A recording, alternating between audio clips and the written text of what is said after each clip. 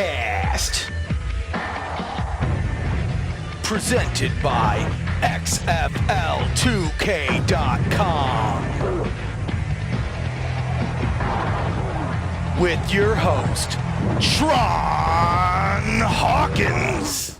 Welcome to This is the XFL Podcast. I'm your host, Tron Hawkins. We finally did it. We got to the 8 coaches that is left, and now we are here. I'm about to rank them. It's been a long journey. It started the week after the Super Bowl, and now here we are. I think it was by now like the middle of May or so by the time we got our last coach, June Jones. So I'm here to rank them. I'm going to rank them from 8 to 1. Everybody's going to have an opinion. I understand that. This is just kind of my point of view and how I look at it. At the bottom, a couple might shock you. XFL 2K did his on his YouTube page on the recent episode of This Week in the XFL. I'm sorry, and I think This is the XFL show did theirs on a Patreon show. So this is gonna get people talking, and I think it's gonna be a good episode. It's one I planned for a while. Next episode, I'm gonna go through some of the guys that's inboxed me about the showcase. Some guys did make it, some guys didn't. I told him I'd have him on my show, and I will. It's a summer showcase spectacular. And then the next week, before I go to vacation in Florida, I'm going to do another Jack Diamonds episode talking about a couple of guys, some guys that they've talked about. And then I'm going to go on vacation and enjoy my time. So number 8 is Jonathan Hayes. I know it's going to be I think there's going to be a lot of people in the rate. And the reason why he's in rate on mine is he just don't have a lot of experience. You know, he did coach 16 seasons in Cincinnati, but was as a tight end coach for the Chiefs and Steelers. He's one of the only ones that don't have really a local tie. He might be the only one that don't have a local tie. I'm not saying he's not a good coach, and I do think that he will bring a good team and a good atmosphere to that locker room. But at the same time, you got to look at it like this. He don't have the experience of a Gilbride or even a Hamilton as an offense coordinator. This guy's the only one in the league that ain't had experience. Him and Moss really is the only ones that don't have experience as like a coordinator. So I mean, there's a good mix in this league. There's a good mix of old coaches, new coaches, guys that never got a chance, guys that's had plenty of chances. But him, you know, he was named the tight end coach in 2003. He worked on Marvin Lewis until 2018. Marvin Lewis, I know a lot of people didn't like him as Cincinnati coach, but he was still a great coach. I mean, that's why he kept the job for so long. It ain't like he had pictures of the owner's daughter or something, like blackmailing him, which he might have. We don't know. But he was a good coach. So, I mean, for him to be on that long shows that he was a good tight ends coach. You know, before that, he spent 4 seasons with Bob Stoops at Oklahoma. So that kind of builds a natural rivalry there with Stoops, the coach for the Dallas team. So, I mean, I get why they picked Hayes. I just wonder how many people didn't want the St. Louis job. Like, was he the first choice? That's what I'm wondering. I don't mean that in a bad way either. You know, he played in Kansas City, which is close. It's Missouri. So, I mean, he was a player. He had a lot of experience as a coach and a player. But I just don't see him being a top tier right now. You know, when we do this again at the end of the season, which I will, you know, he might be higher up. But for now, he's number 8 just because the experience factor. Number 7 is Pep Hamilton. You know, he was the second coach named. He is the coach for D.C.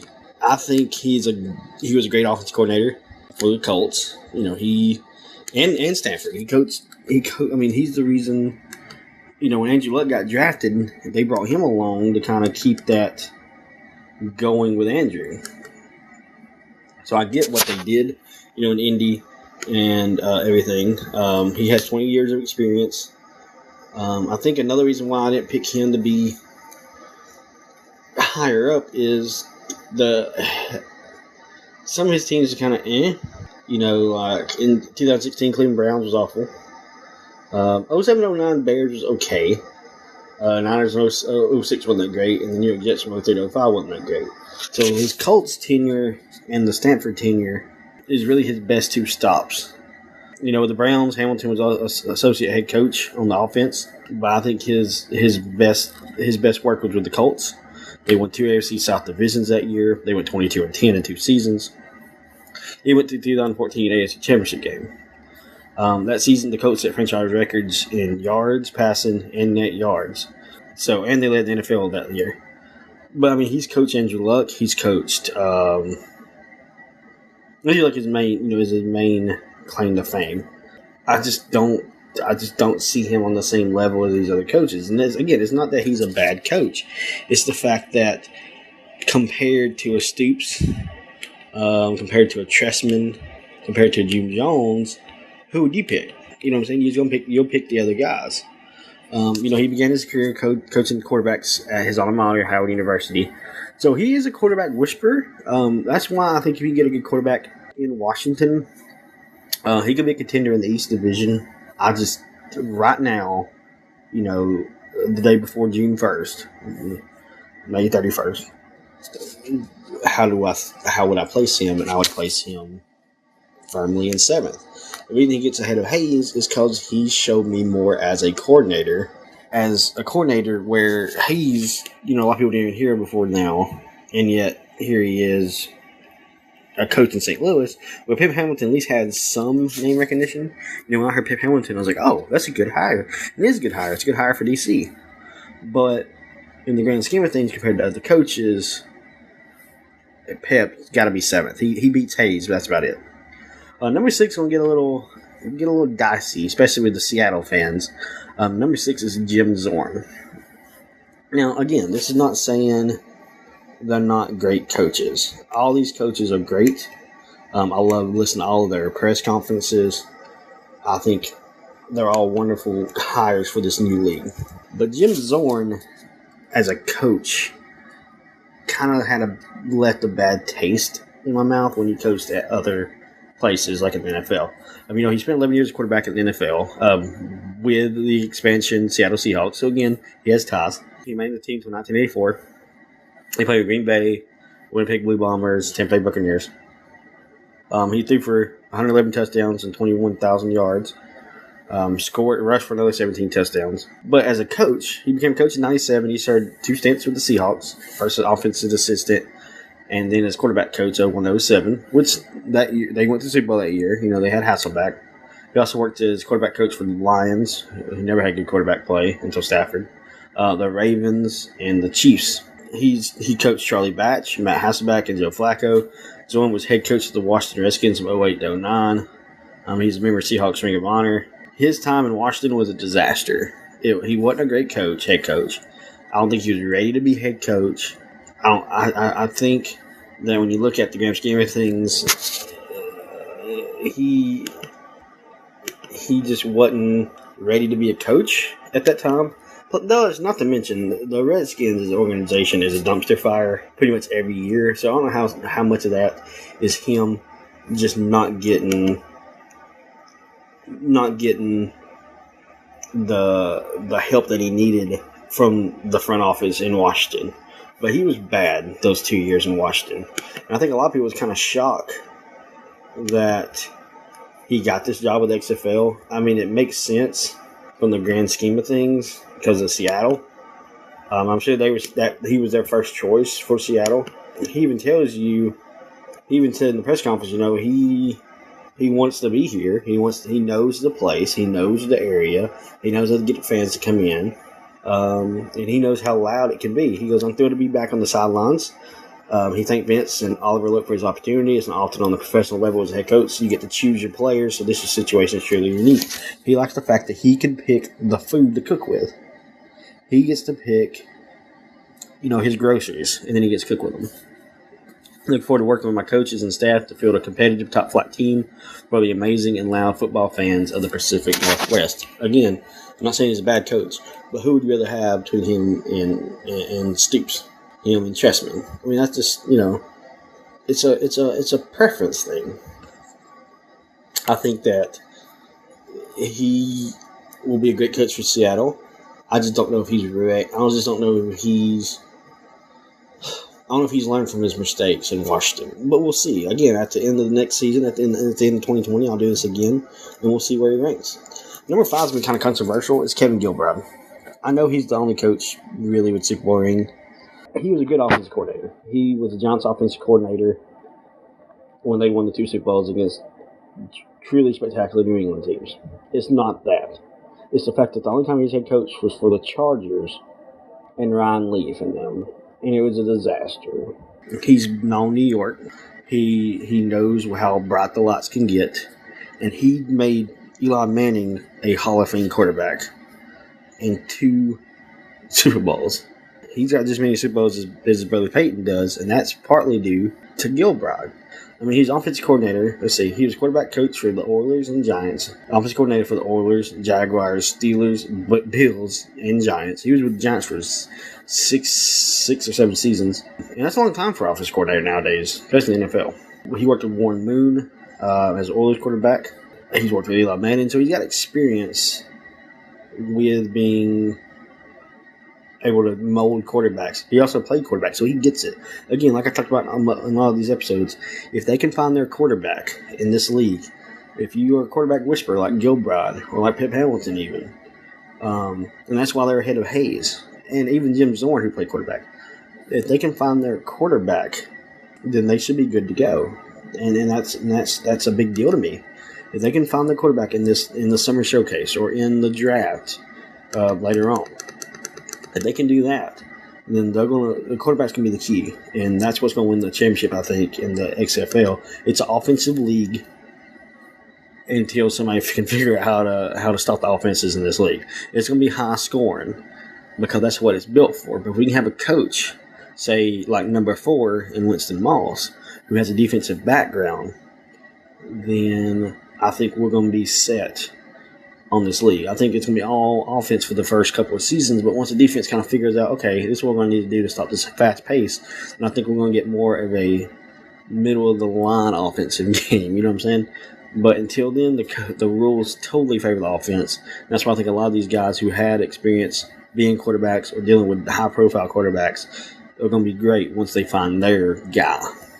So number 4 is Winston Moss. Now I know I went back on experience earlier as a head coach with Jameis Winston. Jonathan Hayes. But this guy's press conference won me over so much. He's a former linebacker.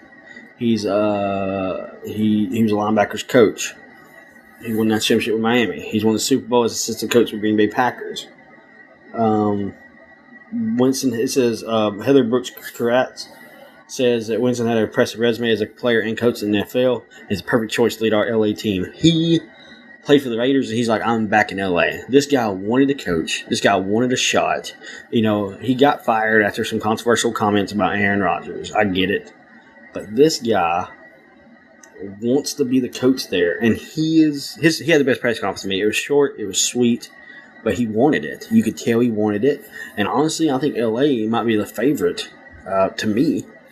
In the West. I know you got to deal with June Jones in Houston. I know you got to deal with Bob Stoops in Dallas. But this guy knows what he's doing. If he can figure out, like I said in the press conference, and like I said in his episode, if he can figure out a good defense and can slow down just a couple of teams, just for a couple of plays, stop the score, and have a good offense enough to get up by a couple of touchdowns, and then just lock them down and just hold on, I think he's got a shot. I think LA might be the favorite to win this, and I think he's the number 4 best coach.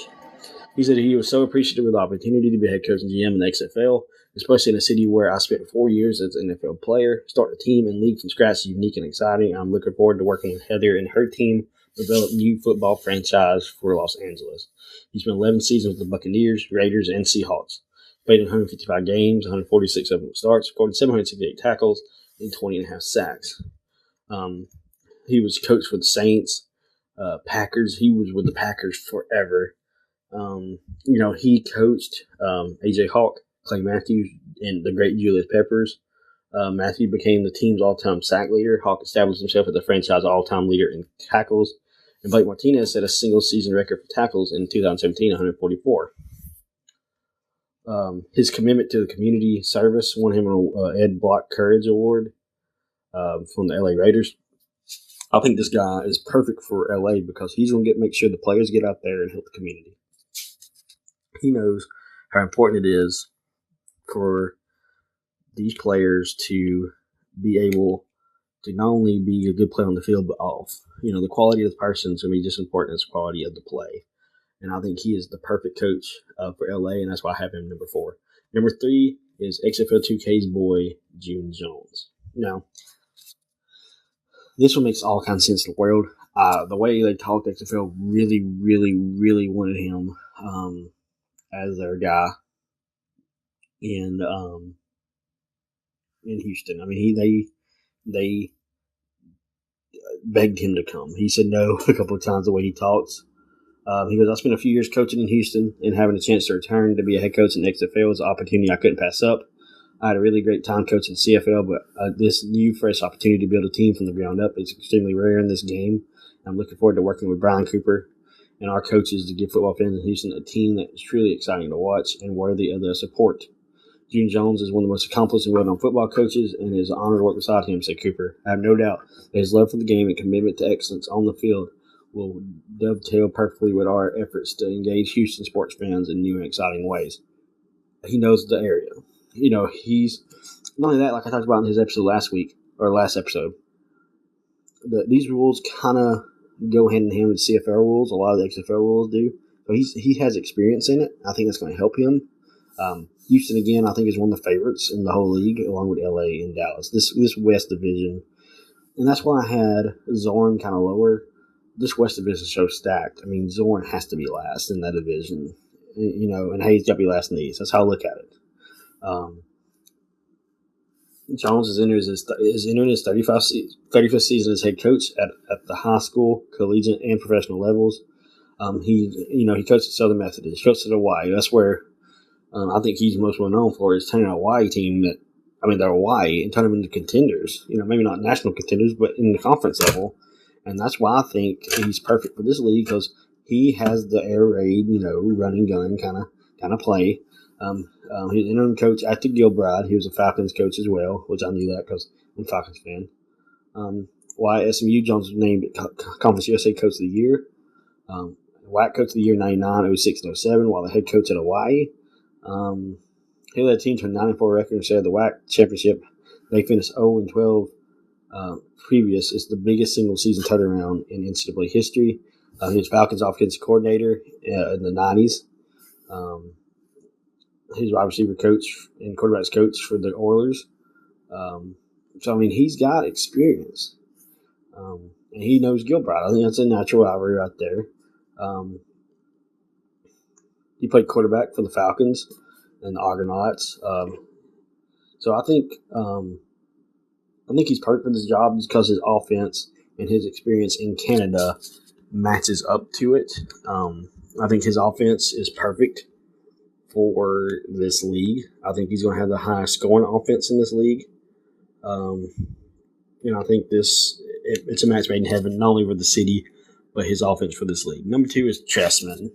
I went back and forth to go back and forth between him and Stoops being one. I know that sounds crazy, but his Grey Cups in Canada can't be overlooked.